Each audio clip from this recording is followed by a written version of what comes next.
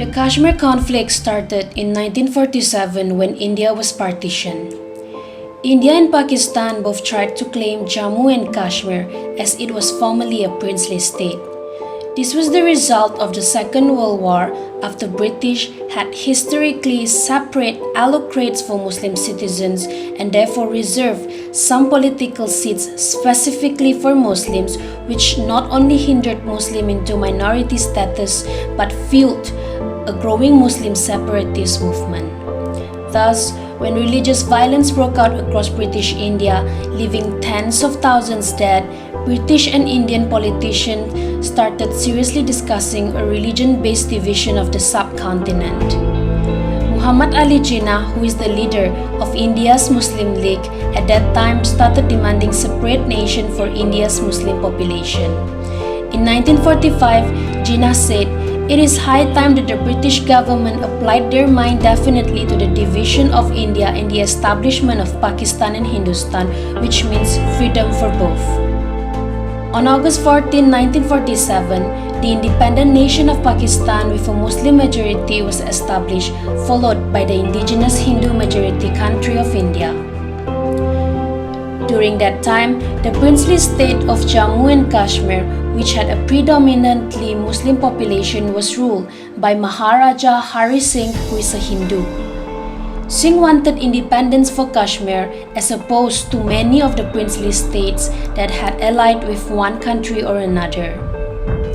The Maharaja signed a standstill agreement with Pakistan to avert pressure to join either new nation that permitted Kashmir people to continue trade and travel the world. However, Pashtun tribesmen followed from Pakistan to Kashmir over the border in September of 1947. Singh requested the assistance of India to avoid the invasion, but India replied that Kashmir would have to join India and thus become a part of the new government in order to receive military assistance. In October 1947, instrument of accession, the treaty aligning Kashmir with the dominion of India was agreed by Singh. By doing so, in the Indian constitution, Kashmir was later granted a special status, a status that assured Kashmir control in all except communication, foreign affairs, and defense. In August 2019, the Indian government revoked this special status. Foreign policy is a general strategy that governs a country's activities and relations in its interaction with other states. Domestic factors, actions, or behavior by other nations or proposals for the implementation of particular strategic principles affects the establishment of foreign policy. Throughout 22 years of being the fourth Prime Minister of Malaysia, Dr. Mahathir made a significant positive impact in bilateral relationship with Pakistan by sharing mutual interests in promoting Islamic solidarity in the aspect of security defense and economic strength diplomacy. Mahathir started focusing on Islamic solidarity after his policies regarding buy British lust. Mahathir shows his sympathy towards Muslims who are less fortunate that live in low socio-economic development countries. And since Malaysia is a dominated Muslim country, Mahathir also showed his empathy by voicing out his strong against towards America's war with Islam. The war with Islam have impacted the Pakistani, especially the Muslims. Imran Khan, which is the current Prime Minister of Pakistan, was delighted with Mahathir's action and felt that Malaysia-Pakistan relations are not only in trade but also love and respect for one country. In the context of security defense, Dr. Mahathir agreed to collaborate with Nawaz Sharif, which also a former Prime Minister of Pakistan, by exchanging military troops and weapon training from respective countries under a joint committee on defense cooperation, which is also known as JCDC, in 1997. This platform might provide potential impact in strengthening both countries' relations. Also, Malaysia and Pakistan played their role in the Middle East conflicts. Let's take Afghanistan and Cambodian issues as an example. The conflict made Mahathir proud of Zul al-Haq, which is the Pakistan former president, because President Zul managed to give independence to Afghanistan after 8 years of wars. This event proved a significant positive impact in foreign policy towards the South-South Islamic cooperation. Hence, Mahathir showed his appreciation with his close friendship with President Zul during the United Nations or UN General Assembly in 1988. Lastly, in the economic strength aspect, Mahathir viewed it as a cornerstone of Malaysian foreign policy. During Mahathir's speech in 1993 in Karachi, both countries show positive outcomes in economics and commercial relations. For example, Pakistan joined ventures with Malaysia in cotton and textile industry, canning of fruits and vegetables, sports good industry, and automotive parts. Over the 5 years period, Pakistan became visible as Malaysia's largest trading partner.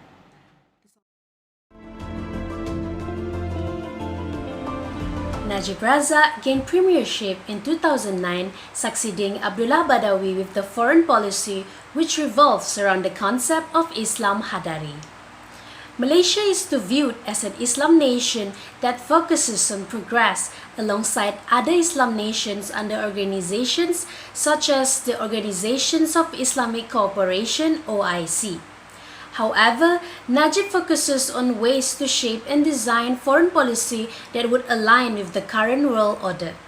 Under his premiership, Najib Razak assures that his foreign policy will have the theme One Malaysia, People First, Performance Now as the focal point.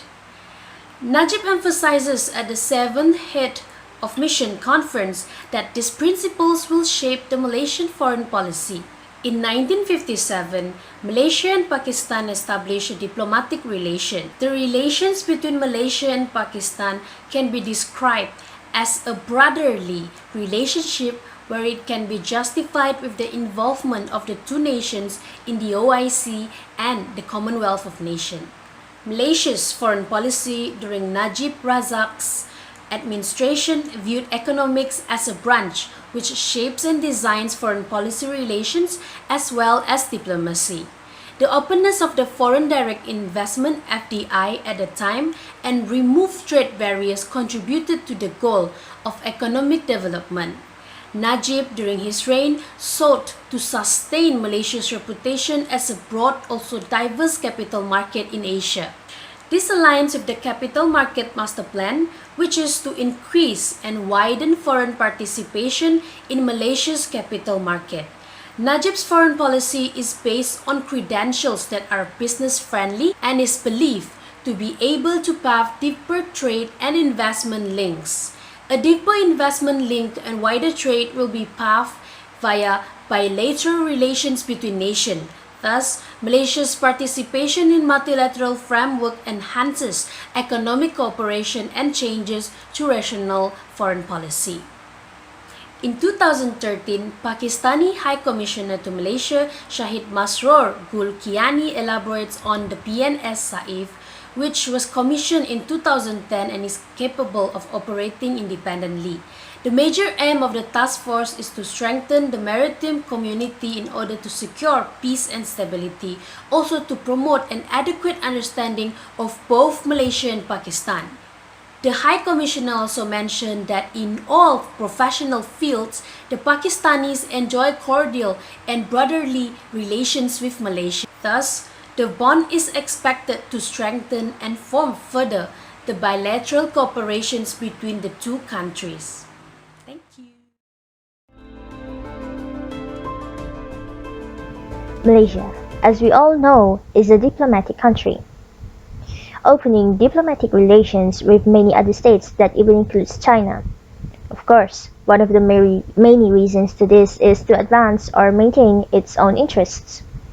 This could be of economic, security, and even education significance. Now, Malaysia and India. These two states have had a diplomatic relation ever since Malaysia's independence in the year of 1957. Tun Mahathir's infamous Look East policy has undeniably left an impact to multiple other countries. Some has even adopted and adapted to it by themselves according to their own ways, of course. The influence this policy has on India led to this particular event.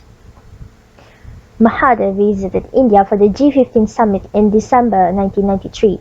However, it was turned into a bilateral meeting due to lack of quorum, with the two prime ministers discussing about closer bilateral cooperation between them in sorts of political, economic and commercial levels.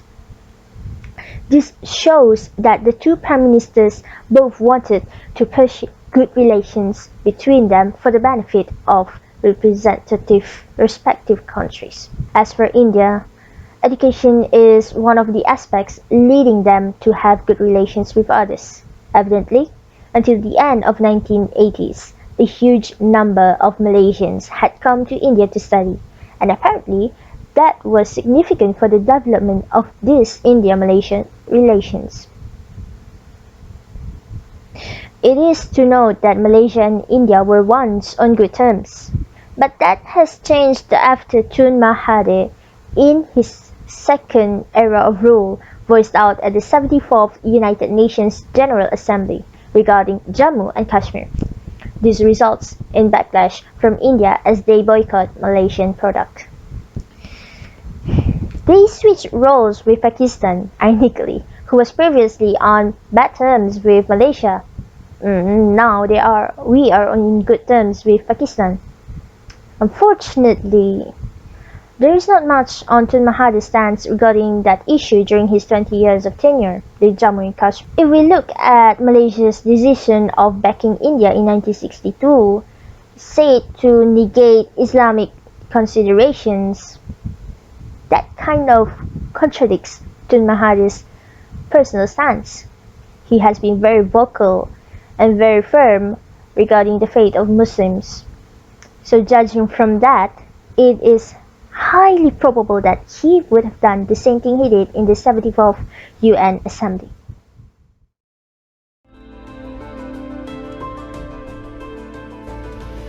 Firstly, Najib did an official visit to ASEAN-Indian Remembrance Summit. I discussed about the several aspects. First one is domestic politics. Second is the economic aspects.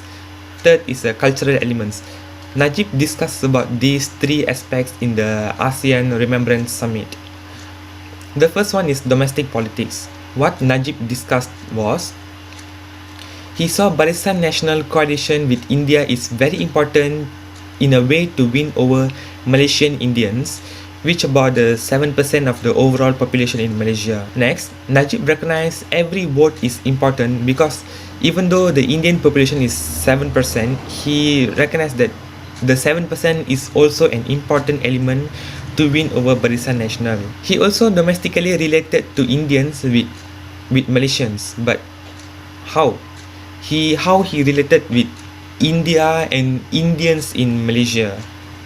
He played a role by Malaysian Indians to bring Malaysia and India closer. Next, we go to economic aspects. What Najib discussed about the economic aspects in the ASEAN Indian Remembrance Summit. They meet and cultivate good relations with chief ministers of southern India, because Najib knows that most of Malaysian Indians are from southern Indians, not from northern India. He also includes business leaders and politics, so that in the meetings of the politics, once he discuss about the business aspects, he sure that the economy of Malaysia will come up with the political aspects. Modi's Act East policy was to encourage ASEAN countries to view India as an open business, which means the Modi, there's Modi's Act East policy is encourage ASEANs to view the country India as a open business country. The fourth one is a cultural element, namely Tamil cinema. Najib likes to watch Tamil cinema. He likes to watch Rajinikanth film in Kollywood. So when Rajinikanth visited to Malaysia, it was a plus point for Najib to get closer to India, to Malaysia.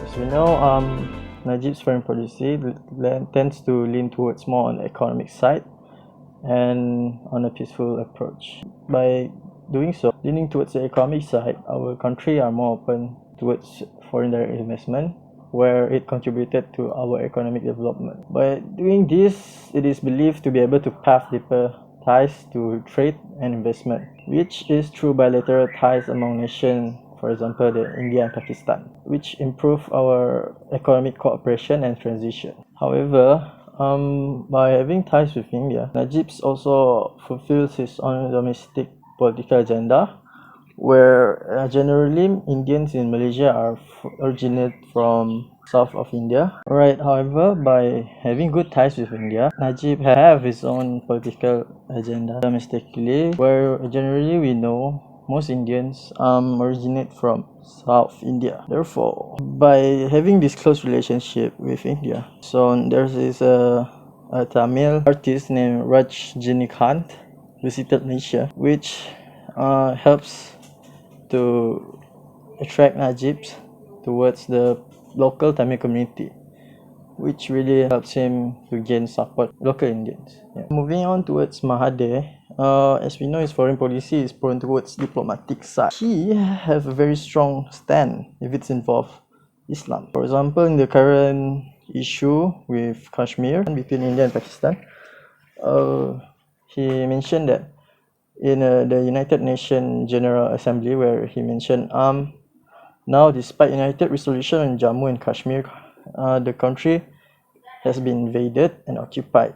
There may be reasons for this action, but it is still wrong. The problem must be solved by peaceful manners. India should work with Pakistan to resolve this problem. Ignoring the United Nations would lead to other forms of disregard for the United Nations and the rule of law. By saying Jammu and Kashmir has been invaded and occupied, this results in India to restrict imports of Malaysian palm oil. However, Pakistan offered to import palm oil from Malaysia, but the amounts are less profitable. Pakistan managed to import around 1 million, and while India used to import $4.4 million of palm oil. By facing the Indian restriction ban, Mahathir in defense, they stressed on that Malaysia was a trading nation and needed to be nice to people, but also stressed that it was important to speak up. As he mentioned this by saying sometimes what we say is liked by some and disliked by others. So to overcome the ban, the last government study the effect of the boycott. Moreover, he stated that we'll study the effect of their boycott, but the Indian government has not said anything. So we'll see what their government policy is going to be like.